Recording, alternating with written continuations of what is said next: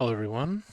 Welcome to WJELP. My name is Jackson. Today is the 2nd of June, 2025. Happy hurricane season. Started yesterday. Take a look at the weather across the U.S. Storms out in the Midwest, just at the kind of foothills of the Rockies there, out in Colorado, New Mexico, reaching up into Minnesota, Iowa a bit, Wisconsin, as we kind of watch that system push across the U.S. in the next couple of days to bring rain um, earlier in the or later in the week, kind of earlier start to the weekend. Um, we can take a look here as we look at the Euro model. This is Tuesday, and we come back to current time. So low pressure over the Midwest there, Colorado, Kansas, Nebraska borders, making this nice little trough um, as there's cooler air pushing down from Canada and some warm air kind of pushing up against making this front right about here. But um, just kind of a messy storm mode down there in the southern U.S. But go ahead, let this play out. The storms will kind of organize themselves. I believe there's a National Weather Service enhanced risk kind of a line across the U.S. for tomorrow as we see things really heat up in the afternoon. This pushes across slowly but surely into our area. Middle of Wednesday, starting to bring rain to Indianapolis. Nighttime into Thursday morning, we see first off a little bit of a low pressure system here, potentially cyclonic, we'll see. But that low pressure system starts to pivot a bit, bringing rain across the Ohio River Valley. Some storms later in Thursday. Into Friday morning, we see the storms continue to generate pretty horizontally as high pressure systems start to develop at the backside. Again, storms sticking around, bringing us plenty of rain before they get pushed out. A little bit over the weekend. Saturday, we have a little bit of a break here as that low pressure system pushes off. But this low pressure just in behind it, bringing rain down to the southeast. And this low pressure system bringing a bit of a trough down behind going into Monday, a potential look at showers as well. At the early of next week. So a few days, maybe middle of Saturday to middle of Monday, where we'll see kind of clearer times, but it's all kind of leading up until Thursday-ish, Thursday morning, when all this weather gets brought in. But as we kind of notice there, we see a little low pressure. It's at 1013, so staying high, but we are looking towards potentially a little cyclonic activity here. Maybe tropical storm off the coast of North Carolina, South Carolina, bringing a bit of rain to Wilmington and possibly into Virginia there. But look at Storm Prediction Center again. Today's look, possibly some pop-ups here to opening later in the day for Nashville to Huntsville, Jackson to Chattanooga, but most of that staying out west there across the Midwest. Look into tomorrow. Again, we see that enhanced or slight risk, not enhanced or slight risk reaching almost across the entirety of the U.S. Looks like main risk, wind and hail there. Looking at day 3, we see marginal for Indianapolis, kind of reaching towards Cincinnati. Louisville has a bit of Cleveland in there, but thunderstorms across kind of the rest of the area here. And then 4 to 8, there is a outlook, a 15% outlook out across the Midwest for Thursday. As we see here in North Texas, Oklahoma, Kansas, just a little bit there, but nothing beyond then, at least out on the horizon for the rest of the area. So, again, we'll look back here to this time frame. Again, possibly that rain from this tropical depression, at least maybe tropical storm. Don't think it's going to go full hurricane on us, but possibly rain coming into the Raleigh area again Thursday as it kind of settles in. Savannah, it looks like it's starting to rotate, but never looks like it kind of bombs out and develops anything too bad. So, um, yeah, we'll see that kind of dissipate and another low pressure, the one that we saw before, and then possibly another one down here across Mexico. Um, Maybe getting the 900s. Doesn't really look like it. Nope. Not quite there. So a very slow start to hurricane season. Um, Potentially another one following in late next week, but again, take this with a grain of salt as this is now looking 2 weeks out. We go ahead, come back to the recap. So we're looking at Tuesday here, tomorrow, plenty of sun across the southeast here, partly cloudy across Georgia. Wednesday, we see some showers develop across Georgia as those clouds move in ahead of the front coming in Thursday. Um, Thursday, still over Mississippi, Tennessee, so clouds across most of the area here with that possibly tropical depression giving Savannah some rain. Friday comes, we see that rain start to arrive in Nashville and Huntsville. And Saturday, we'll see storms as that system kind of stalls over the area and gets ready to be pushed out. Sunday, similar thing as Saturday, bringing rain and storms to plenty of the was it 65 and 24 down to Savannah. Next Monday, looking like showers as a lot of that front starts to get pushed out by something else, hopefully. But we'll see that if we get a little bit more organized as the days come along, and of course we'll take a look at that next week. As for the Ohio River Valley, Tuesday we're looking at partly cloudy across the whole area. Wednesday, as the showers starts to move in, we have some rain over Indianapolis, some scattered showers over Louisville, partly cloudy across the rest. Thursday, rain across the entire area. Friday, some scattered thunderstorms, again, as that system kind of sticks around and it kind of sucks on that warm air. Saturday, we see it move out of the northern area a bit as that high pressure pushes down, gives a little bit of a pocket. Still rain across Louisville.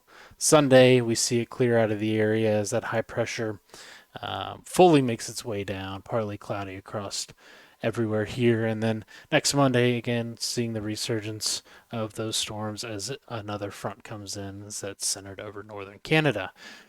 I really pretty much covers the forecast. Again, another kind of quiet week. Hopefully, I know Huntsville saw a few severe storms last week, kind of out of the blue, as a lot of the more moisture was sitting over the area. It led for some discrete cells to pop up, some isolated thunderstorms. It started earlier in the week across southern Tennessee, bringing some straight line winds, QLCS tornadoes earlier in the week, and then some discrete cells that went through kind of south central Huntsville, not really spinning up until they reached the mountains. So, yeah, hopefully we don't see anything like that this week. Potentially, again, some risk that Saturday into Sunday. For the southeast, if there is kind of any tornadoes that'll spin up. And of course, I'll keep the Discord updated and try and get, as you kind of saw, if you're in the Discord, a weather bot to notify of any warnings, watches, or advisories. And I hope to have an update there to have live updates on those advisories, warnings, and watches as well. So hopefully this week, but in due time. Anyway, that'll pretty much wrap it up for the forecast bit. We're going to go ahead and switch over to the educational bit where we will, second day of hurricane season, we're going to take a look at hurricanes again. Later this week, we have a less than 40% chance of a cyclone formation off the coast of Georgia, South Carolina, and North Carolina there. Um, they're saying 48 hours low, near 0%. Formation chance through 7 days, low 10%. So not very confident, although it might have a bit of rotation to it, just probably not enough to classify it as a true cyclone there. We take a look at the Eastern Pacific. Bit better chance here, 40% in the next 7 days of this one forming off the coast of Mexico. But again, just a quiet little start here to the 2025 hurricane season. And so, how exactly does a hurricane form? Thought about looking this up.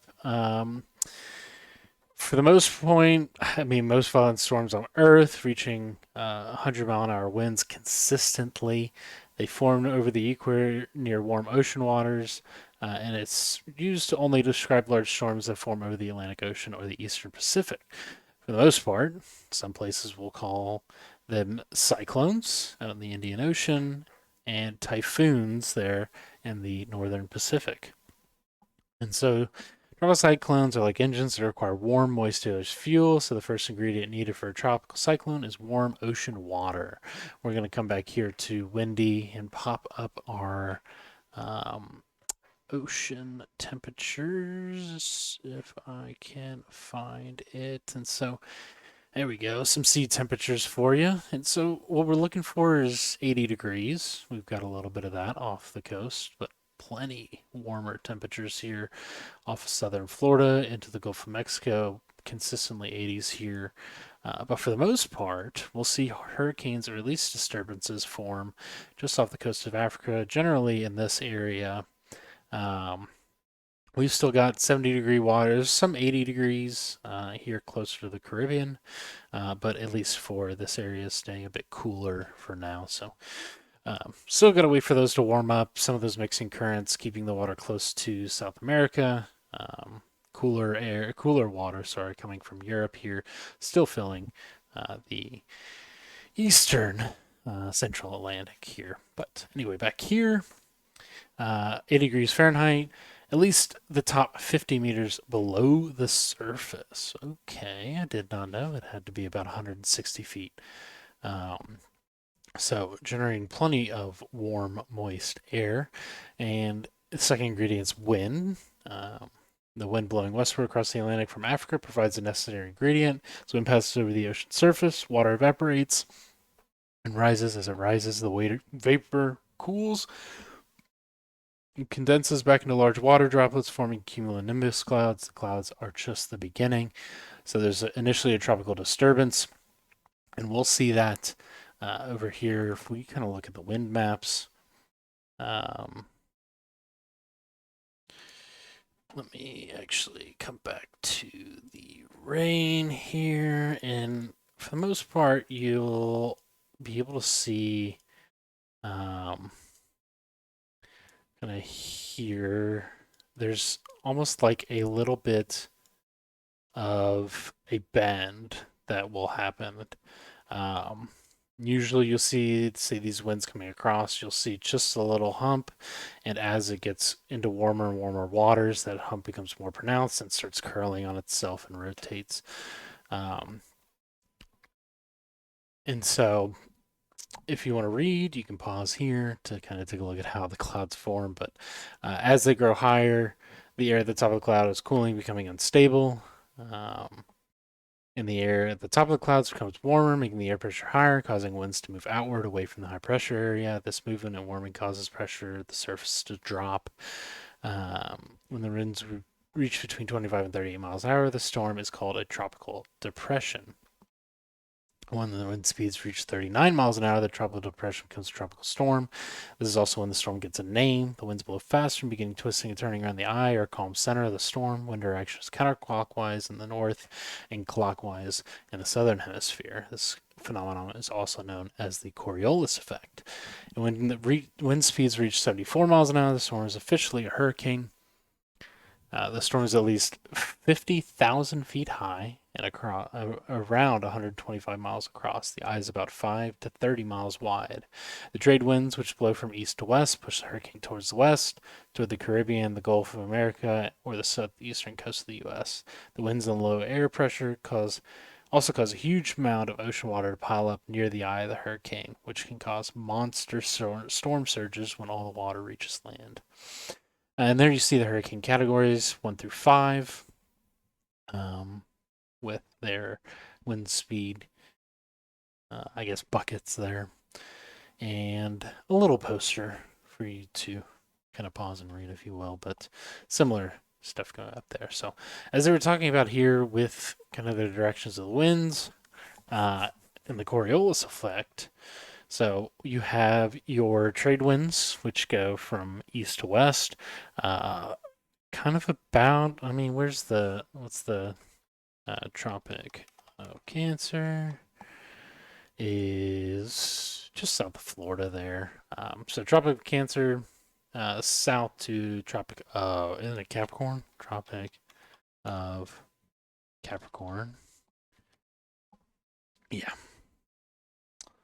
We can pull on this map. That's fine. Um, so once they kind of reach that area, the winds shift. You see a bit of cycling here with hurricanes and then cyclones down the bottom, but you have this east to west direction. Because of the Coriolis effect, most hurricanes, all hurricanes, will start to slowly drift further north, even though these arrows are kind of pointing towards the equator on either side. An earthquake, hurricane, cyclone, anything like that, whenever it reaches the equator, since there's no Coriolis effect, it's not able to spin. So in order for it to keep energy up, it drifts away from the equator, and once it starts reaching into the westerlies here, it'll change direction. So that's why you see a lot of hurricane tracks, come across the Atlantic here, and then they'll make their way in the Gulf, and then they'll turn out in kind of a C shape there.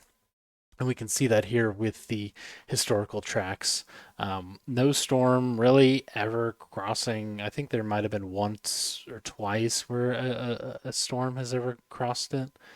Um, but you can kind of see a well-formed kind of C shape there across tracks. And the same thing here across the Pacific and some down here, or northern Pacific, and then some down here across the Indian, going the other direction.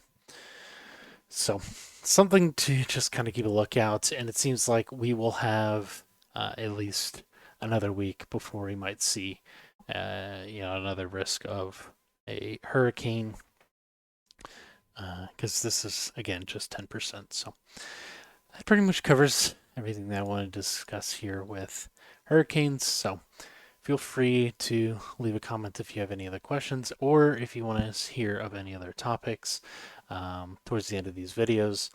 Again, feel free to like, follow, join the Discord. Trying to keep everything updated there, although we're kind of reaching a bit of a lull in the severe weather season here as we get into the middle of summer. We'll see more pop-ups rather than organized storms, but we'll keep everyone updated there just in case. Yeah, I think that's about it. So thank you all for watching, and I will see you all next week. Bye.